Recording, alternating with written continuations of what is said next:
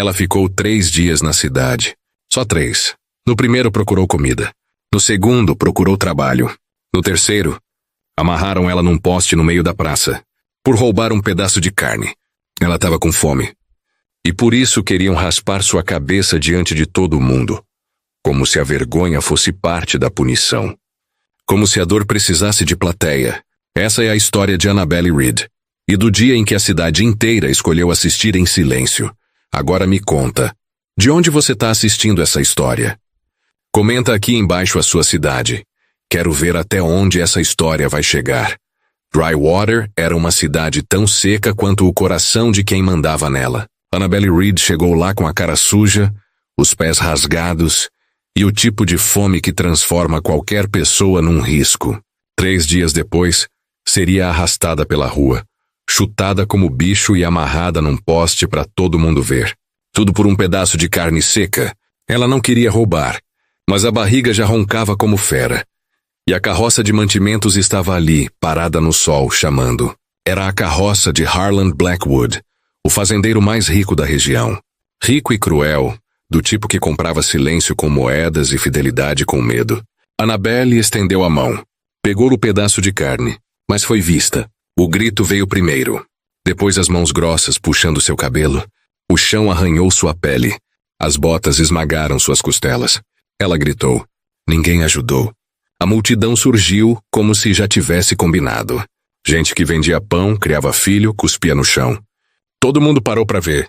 Os capangas de Harland a levaram até o centro da praça. Lá, um poste velho esperava, como se fosse parte da paisagem. Prenderam Annabelle com cordas tão apertadas que o sangue começou a escorrer pelos pulsos. Ela mal conseguia manter os olhos abertos. Estava ferida, machucada por dentro e por fora. Mas ninguém ali se importava. Um dos homens ergueu seu queixo com brutalidade. Levanta a cabeça, ladra. Deixa eles verem o que acontece com o ladrão. Annabelle não respondeu. Nem mesmo piscou. Só sentiu o sol queimando a pele e o gosto de poeira misturado com sangue. Foi então que começaram as vozes. Raspa o cabelo dela. Ensina essa vadia.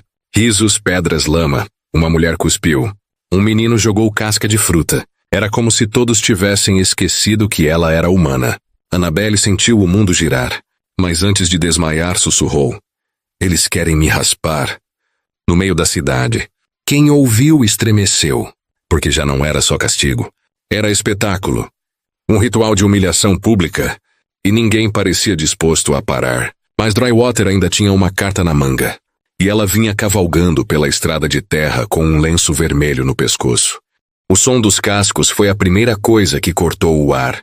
Depois do silêncio desconfortável da multidão, aquele trote firme soou como um trovão num céu seco. Todos viraram ao mesmo tempo. O cavalo era negro, grande, sujo de estrada. O homem em cima dele, ainda mais imponente, alto, ombros largos, o rosto marcado pelo sol e o olhar de quem já viu mais do que gostaria. Mas o que chamava a atenção de verdade era o lenço vermelho no pescoço. Elias Caim, dono de terras, gado, armas e, mais raro ainda naquela cidade, respeito. Conhecido por ser justo, o que em Drywater era quase um crime. Ele desceu do cavalo com calma, sem pressa, como se estivesse indo comprar fumo. Mas cada passo seu pesava mais do que todos os gritos ao redor. Parou diante do poste. Annabelle estava amarrada, a cabeça baixa, o corpo mole. Elias olhou para ela por um segundo longo. Depois virou-se para os capangas de Harland, que já botavam a mão no cabo da faca. Elias tirou da bolsa um saco de couro e jogou no chão. O barulho das moedas batendo no pó fez a praça silenciar. Isso cobre mais do que ela pegou. Soltem ela. O capanga hesitou. O outro olhou para a multidão como quem esperava reforço, mas ninguém se moveu. Ninguém queria ser o primeiro a contrariar Elias. O maior deles pegou a faca, cortou a corda com raiva. Annabelle caiu de joelhos. Elias se agachou, segurou ela antes que desabasse no chão. Tá tudo bem agora. Tenta ficar de pé.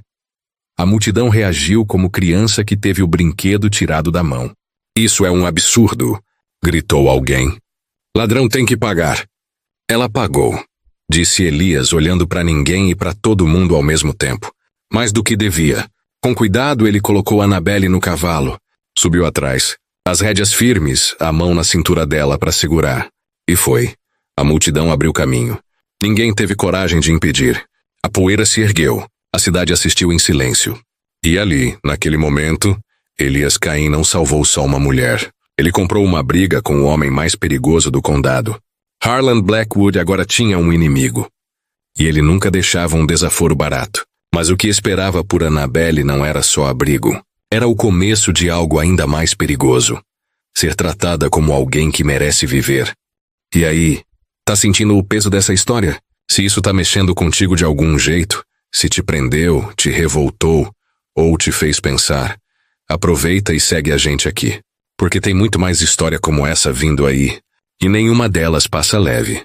Annabelle acordou com a cabeça latejando e o cheiro de sopa quente no ar. Por um segundo pensou que ainda estivesse presa naquele poste maldito. Mas não. Estava deitada numa cama simples com lençóis limpos e um pano frio sobre a testa. A dor ainda estava ali, mas o terror tinha dado lugar ao silêncio. Uma mulher de cabelos grisalhos entrou no quarto. Forte, rosto duro, mas olhar gentil. Finalmente acordou, disse. Tá na fazenda do Elias. Aqui ninguém vai encostar um dedo em você. O nome dela era Marta. Cozinheira, parte enfermeira, parte general. Ela entregou uma tigela de sopa e um pedaço de pão. Annabelle segurou a colher com a mão trêmula. Quando o primeiro gole desceu pela garganta, o corpo todo pareceu respirar. Não era só comida. Era segurança. Era respeito. Elias entrou em seguida. Silencioso, sério, com aquele mesmo lenço vermelho no pescoço. Olhou para ela e depois para Marta. Tá comendo. Bom sinal! Não disse mais nada. Nem precisava. A presença dele falava por si. Forte, contida, como uma muralha de carne e osso. Annabelle tentou falar, mas a voz saiu fraca. Elias apenas assentiu com a cabeça. Ficaram assim por alguns segundos. Não era uma conversa. Era um acordo mudo. Ela estava viva. E ele tinha feito isso acontecer. O dia passou devagar. Annabelle dormiu. Comeu. Dormiu de novo. Quando o sol começou a cair, a fazenda já estava em silêncio. Mas a paz não duraria. No final da tarde, um cavaleiro apareceu. Chapéu baixo, casaco empoeirado, e a mão descansando casualmente sobre o revólver. Parou diante da varanda, onde Elias já o esperava com um copo de café e o olhar firme. Harland mandou dizer que a garota ainda é dele, disse o homem. Disse que raspem ela com ou sem sua permissão. Elias não respondeu de imediato. Deu um gole no café, olhou para o horizonte e então falou, calmo como quem comenta o clima. Diz para ele vir buscar, mas diz também que se vier, não vai voltar inteiro. O homem riu, cuspiu no chão e virou o cavalo. Cavalgou de volta para a cidade. Elias não o seguiu com os olhos. Só virou o copo de café de uma vez e entrou. Dentro da casa, Annabelle ouviu tudo e entendeu que sair viva da praça foi só o começo, porque agora ela era o motivo de uma guerra prestes a explodir. O dia seguinte amanheceu pesado, o tipo de manhã em que até os pássaros evitam cantar. Elias já estava de pé antes do sol, selando 2 cavalos no estábulo, enquanto o céu ainda era cinza. Annabelle saiu devagar pela varanda, o corpo fraco, mas de pé. Vai a algum lugar? Perguntou com a voz rouca. Nós vamos, respondeu ele sem olhar para trás. Pro centro, falar com o xerife. Annabelle congelou. Voltar para Drywater era o mesmo que se jogar de volta na boca do lobo. Mas Elias parecia certo, decidido. Se a gente esperar, Harland escolhe as regras. Eu não jogo no campo dele. A estrada até a cidade pareceu mais longa do que na ida. Gente nos portões, olhares cortando, cochichos nas esquinas. Ninguém esquece fácil quem quebra o teatro da humilhação. Elias cavalgava firme, Annabelle ao lado tentando não tremer. Chegaram ao escritório do xerife. O lugar cheirava a tabaco velho e madeira quente. Lá dentro, um homem de bigode espesso e camisa suada levantou os olhos do jornal. Sheriff Mallory não era conhecido por coragem, mas sabia quando o vento mudava. Elias, disse surpreso. E a moça viva? Elias tirou um papel dobrado do bolso. Um recibo de compra, o saco de moedas ainda fresco na memória da praça. Eu paguei o que ela pegou. E paguei bem. Tô aqui para registrar isso oficialmente. Nada de leva e trás. Nada de ameaças. Isso acaba agora. O xerife coçou a barba, pensou um pouco demais e suspirou. Você sabe que Harland vai surtar se eu assinar isso. Então que surte. A lei é para todos. Ou não é para ninguém. Por alguns segundos, só o tic-tac do relógio. Então Mallory puxou um formulário, molhou a ponta da pena e escreveu. Nome, data, testemunhas. No fim, carimbou com o selo de Drywater. Tá aqui. A partir de hoje, ela não deve nada. Nem comida. Nem desculpa. Nem cabelo. Annabelle segurou o papel com as duas mãos como se fosse vidro. Pela primeira vez desde que chegou àquela cidade maldita, tinha algo que ninguém podia tomar. Liberdade por escrito. Mas ao saírem pela porta, a multidão já começava a se formar. E mesmo com o selo da lei, Elias sabia de uma coisa. Harland não ia engolir essa assinatura calado. A volta para a fazenda foi silenciosa. Elias cavalgava com o corpo tenso, os olhos varrendo o horizonte como quem esperava chumbo vindo de qualquer direção. Annabelle segurava o papel dobrado com força, como se fosse escudo. De certo modo era. O documento dizia que ela era livre, que não devia nada. Mas papel não assusta homem como Harland Blackwood. Naquela noite a paz parecia um animal arisco. Elias ficou na varanda, com a espingarda encostada na cadeira e o café esfriando na caneca. Annabelle tentou dormir, mas o corpo não esquecia tão fácil. A lembrança das botas, das cordas, dos risos, ainda estava ali. Por volta da meia-noite, Marta apareceu com 2 cobertores. Se tiver que correr, não corre sozinha, disse. Aqui, ninguém larga ninguém. Annabelle quase chorou. Quase, mas segurou. No dia seguinte, a rotina da fazenda parecia querer forçar normalidade. Marta cozinhava. 2 peões consertavam a cerca sul. Elias revisava os cavalos. E Annabelle pela primeira vez pôs o pé no curral. Sentiu o cheiro da terra, a respiração dos animais e o peso da própria vida tentando voltar para o lugar. Era pouco, mas era alguma coisa. À tarde, um bilhete chegou pregado na porteira. Papel barato, letra firme. E a mensagem curta. Se ela não for devolvida até o pôr do sol, a gente vai buscar. Elias leu, amassou e jogou no fogo. Não disse nada, só limpou o cano da espingarda. Annabelle viu tudo. Ele vai vir, ela disse. Vai. E se ele não vier sozinho? Elias olhou para ela. O rosto duro, o queixo travado, mas os olhos tinham um brilho estranho. Um peso de quem já sabia como isso terminava. Então a gente também não enfrenta sozinho. Espalhou o recado. Quem quisesse lutar por justiça, aparecesse. Quem quisesse assistir, ficasse em casa. No fim do dia, 5 homens chegaram. Alguns antigos empregados. Um velho amigo de guerra.